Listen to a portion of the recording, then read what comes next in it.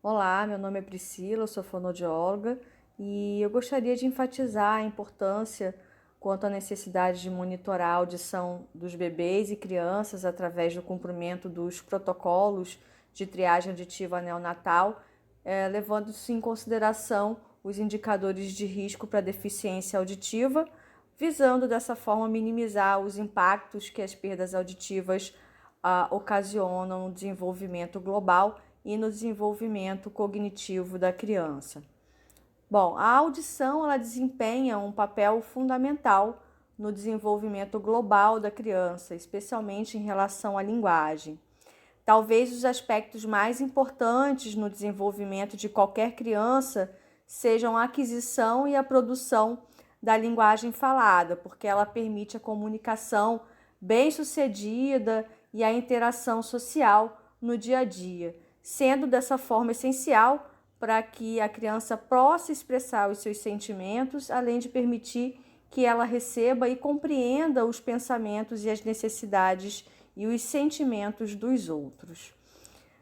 Bom, por esse motivo, é de extrema importância que o diagnóstico da deficiência auditiva seja obtido até os primeiros 3 meses de vida e a realização da intervenção precoce até os 6 meses de vida, porque esse período é considerado um período crítico em razão da grande plasticidade neuronal, né, sendo a fase ideal para a estimulação e desenvolvimento das habilidades auditivas e da linguagem. Quando não diagnosticamos e realizamos a intervenção precocemente da perda auditiva, isso pode e vai trazer grandes repercussões no desenvolvimento da linguagem da criança. Como a perda auditiva tem uma característica em função da sua natureza de ser invisível, ou seja, não há sinais característicos no nascimento, é muito difícil realizar o seu diagnóstico sem equipamentos específicos para a detecção do problema. Então, faz-se necessário buscar um serviço especializado para o fechamento do diagnóstico e acompanhamento, quando necessário, até os 24 meses de vida, né, até os 2 anos de vida, principalmente com crianças que são consideradas de alto risco para deficiência auditiva.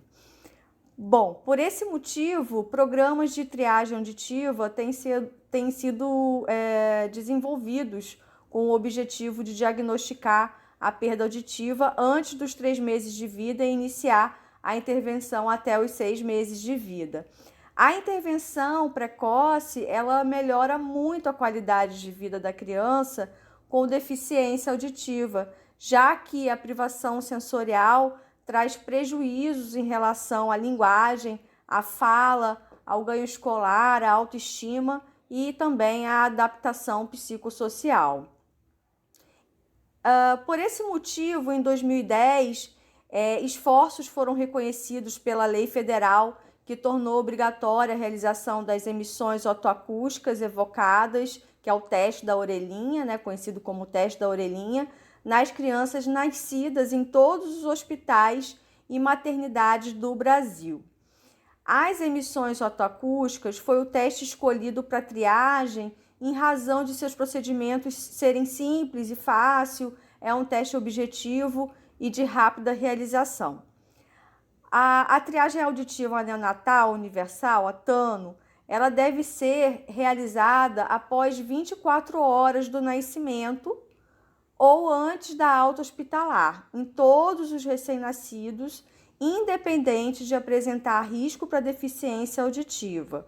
Bom, surpreendentemente, muitos estudos realizados após a implantação da triagem auditiva neonatal nos grandes centros concluíram que apenas 50% dos diagnósticos estavam associados à existência de indicadores de risco para a perda auditiva. E esse fato alertou para a quantidade de recém-nascidos com alguma perda auditiva que eram anteriormente negligenciados quando a triagem era realizada somente nos recém-nascidos de risco. A escolha do protocolo adotado para a triagem auditiva neonatal devem ser seguidos de acordo com os indicadores de risco para deficiência auditiva. Então, a gente precisa levar em consideração, na hora que a gente vai selecionar o protocolo, os indicadores de risco para deficiência auditiva. Quais são esses indicadores de riscos para deficiência auditiva ao nascimento e no período neonatal?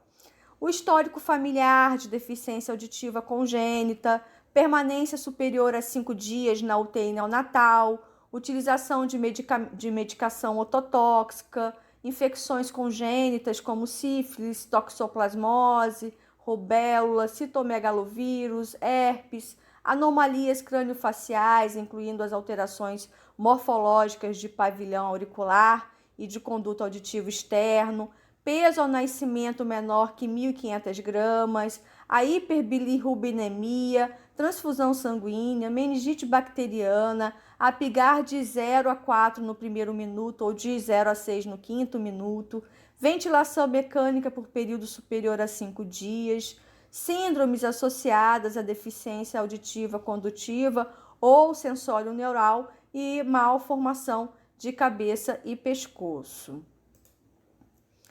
O protocolo da triagem auditiva neonatal em pacientes com indicador de risco para deficiência auditiva deve iniciar-se pela realização das emissões otoacústicas e do PEAT, que é o BERA, independente dos resultados de cada exame, né? Vamos supor, a criança passou nas emissões otoacústicas. Mesmo assim, faz-se necessário a realização do PEAT, do BERA.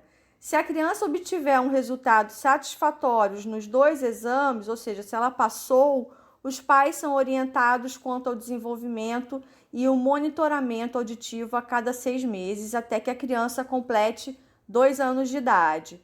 Caso o resultado não seja satisfatório, vamos supor que a criança falhou em algum dos 2 exames, os pais ou responsáveis pelo recém-nascido devem ser orientados a procurar o médico otorrino laringologista e realizar posteriormente, complementar a triagem com demais exames complementares audiológicos, como audiometria comportamental, imitanciometria, o PEAT por frequência específica para obtenção do diagnóstico de grau, tipo de perda auditiva e configuração, e para que seja feita a intervenção com adaptação de aparelhos auditivos e encaminhamento para fonoterapia até os 6 meses de vida.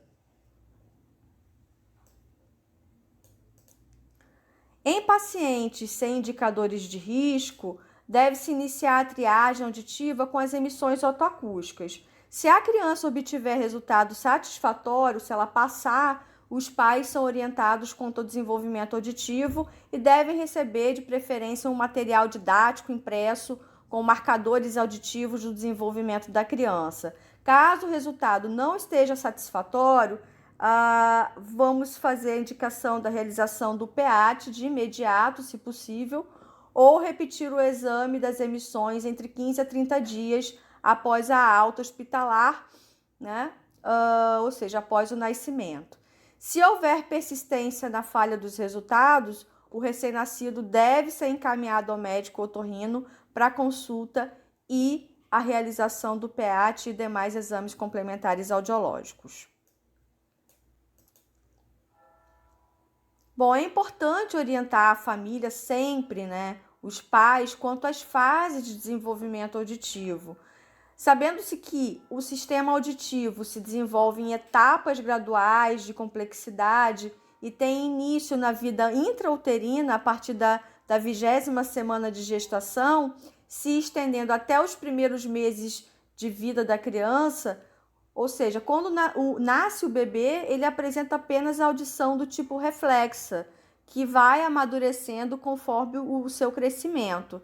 A maturação das vias auditivas começa na vida pré-natal e se completa no período pós-natal, até os 2 anos de idade.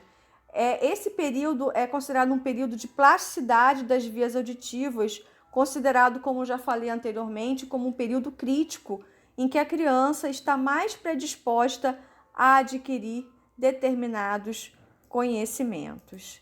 Então, Era isso que eu queria enfatizar, falar sobre a importância da realização dos exames, das emissões otoacústicas, do Bera, quando necessário. Nem sempre vai ser necessário, mas dependendo da situação, vai ser sim, né? Além da realização de outros exames complementares também, audiológicos. Obrigada.